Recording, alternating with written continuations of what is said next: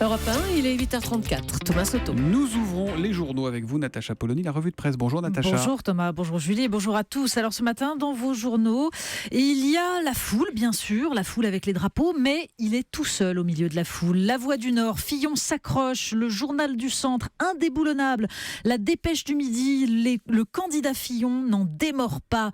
Le Télégramme, le bras de fer avec les siens, l'Union, Fillon met son camp au défi. Libération, sans sourciller, et l'Opinion, Fillon, le bras de fer. Alors sur le dessin de CAC, il est à la proue du Titanic, Pénélope les bras en croix, et comme Leonardo DiCaprio, il hurle « I'm the king of the world ». Et derrière, Nicolas Sarkozy et Alain Juppé ont enfilé les bouées. François Fillon. Oui, l'expression court les éditos. Démonstration de force. La place du Trocadéro était tout sauf vide, constate Didier Rose dans les dernières nouvelles d'Alsace. L'ambiance loin d'être funèbre. Et Fillon s'est montré d'une pugnacité à l'épreuve des giboulées. Alors il ne se laissera pas débrancher, puisque tel est l'autre mot du jour dans les éditos. Dans la Dépêche du Midi, Jean-Claude Souléry résume au lendemain du coup de force de François Fillon, plutôt réussi compte tenu de son improvisation et malgré toutes les manœuvres qui s'organisent en coulisses avec la bénédiction des chefs, personne ne sait encore comment les Républicains pourront se sortir grandis de cet extraordinaire foutoir. Suite du feuilleton dans les heures ou les minutes qui viennent, avec une certitude, le forcené n'est vraiment pas disposé à se rendre.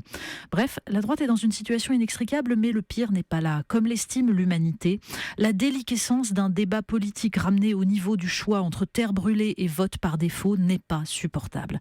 Alors il serait temps vraiment de parler de programme. Les élections encore, mais les élections aux Pays-Bas à présent. Oui, parce qu'aux Pays-Bas, on s'apprête à voter pour les législatives et les élections du 15 mars pourraient mettre en tête le parti d'extrême droite.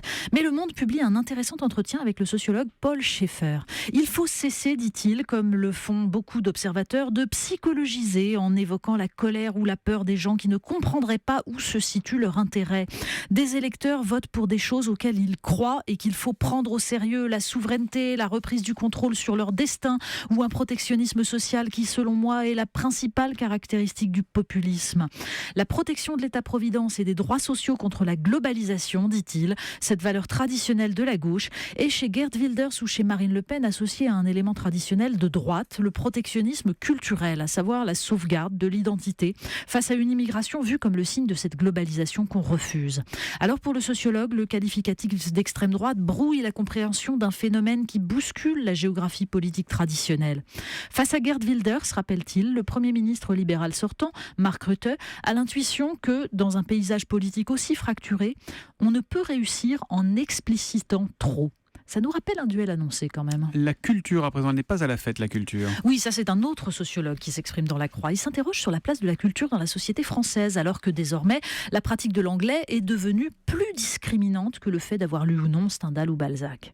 La démultiplication de l'offre culturelle et le fait que le temps de travail des cadres est devenu depuis 40 ans supérieur à celui des employés a abouti à détourner les catégories privilégiées des formes les plus exigeantes de la culture, celles qui réclament du temps, comme la lecture.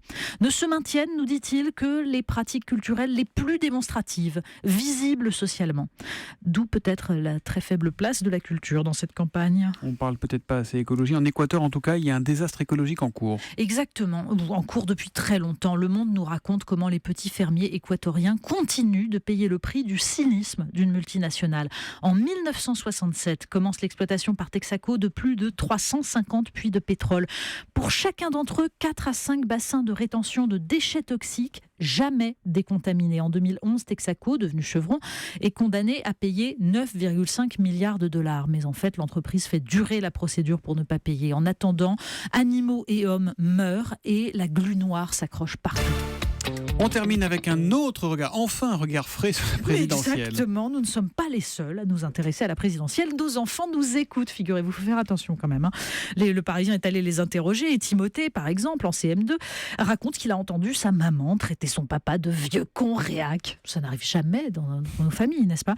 Bon, pour ces enfants, la lutte contre la pauvreté vient en deuxième position à égalité avec la protection de la nature, comme grande priorité, derrière à 52%, la lutte contre le terrorisme. Oui, c'est leur principale, 6-12 ans. oui, c'est leur principale préoccupation. Et puis alors à 90% quand même, ça c'est bien, les 6-12 ans savent que François Hollande est président. 8% avouent modestement leur ignorance et 2% répondent un monsieur avec des lunettes François Marcosi ou Monsieur Patate. Bon, d'accord, mais au moins, eux, ils parlent programme. Ouais, ce petit Timothée qui raconte que sa maman a traité son papa de vieux congréac, il dit aussi qu'elle a dû mettre 20 centimes dans la boîte à gros mots. C'est pas cher chez eux, la boîte à gros mots. Hein. Voilà, Je sais combien c'est ça. chez vous. Moi, c'est 1 euro la boîte à gros mots.